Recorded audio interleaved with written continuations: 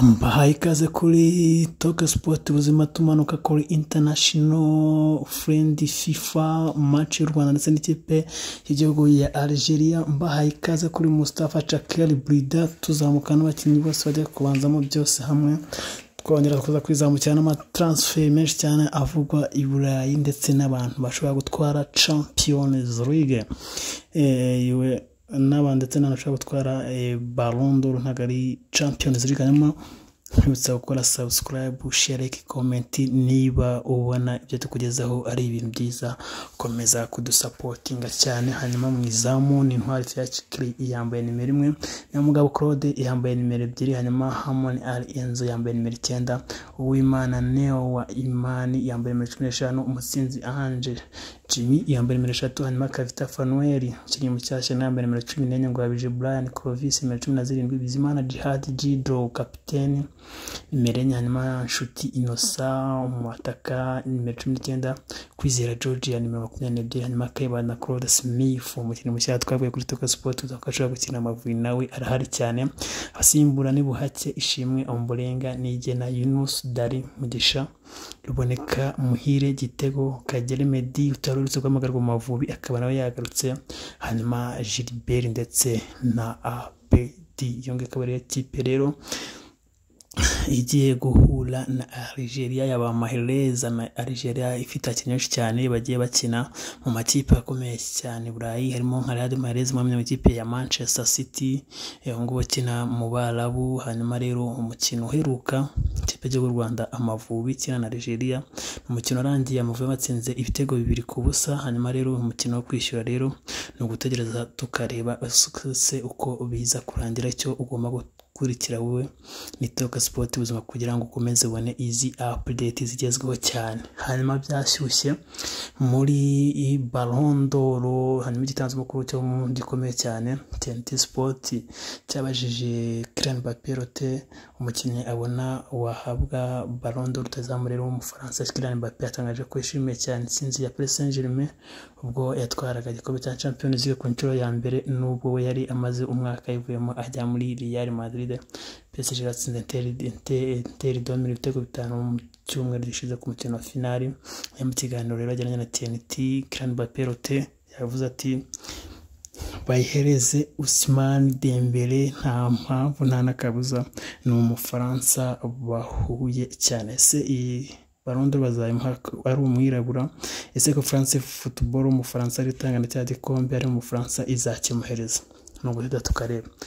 Hanyuma transfers rumors, ikipe ya Madrid ikomeje kwifuza Martinez Zubimendi na Liverpool ikabishaka umusore wa Bayern Munich Florian Wirtz.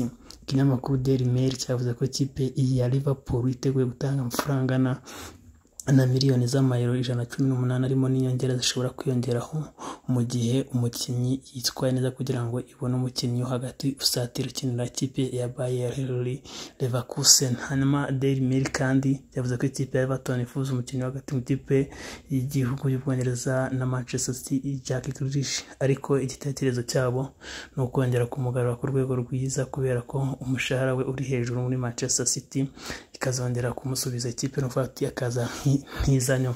Hanyuma ikinyamakuru AS cyo muri Espagne cyatangaje ko Real Madrid iteganya kugerageza bwa nyuma gushaka umukinnyi wo hagati ukinira Real Sociedad Martinez Zubimendi imyaka 26 ikamwambura ikipe ya Arsenal nayo imushaka cyane.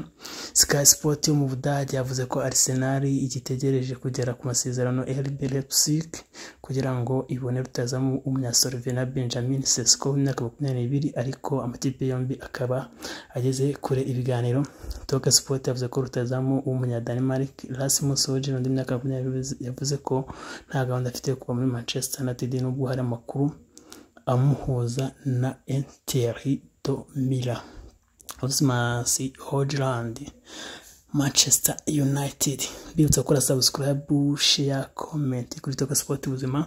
Hanyuma Talk Sport yavuze ko rutazamu umunya-Denmark Rasmus Højlund imyaka 22 ntabwo ndifite kuba muri Manchester United nubwo amakuru amujyana muri Inter. Hanyuma Football Insider yavuze ko umukinnyi wa hagati w'Abongereza Miles Lewis Kelly w'imyaka 18 agiye kongera amasezerano muri Arsenal nubwo Real Madrid yamwifuzaga.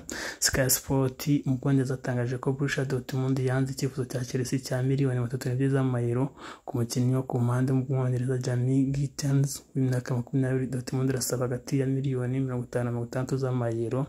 Ni nako kandi Sky Sport kandi yavuze ko Chelsea yemeye gutanga miliyoni 15 z'amayero na 10 z'amayero na 12,600 kuri Mike umunyezamu w'Ubufaransa imyaka 29. Football Italia yavuze ko rutayezamu umunya-Nigeria Victor Osimhen yanze amasezerano ya miliyoni 30 z'amayero ku mwaka.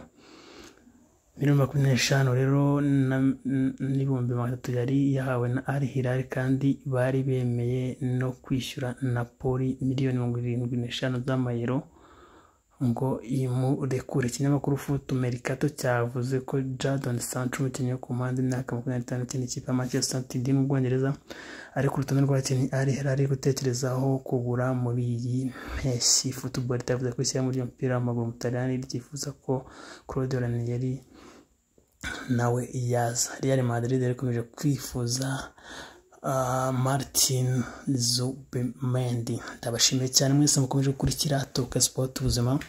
Transfer zo nyinshi cyane kabisa tuba izo ngizo. Hanyuma ku munsi w'ejo tuzazamuka n'andi makuru menshi cyane akomeye. Hanyuma hamukanya turabwira ko umukino w'Amavubi urangiye. Hanyuma tukazaza tubabwira n'ibindi cyane bivugwa ku gikombe cy'isi cy'amaklub cyawa Saraviste. Ijoro ryiza.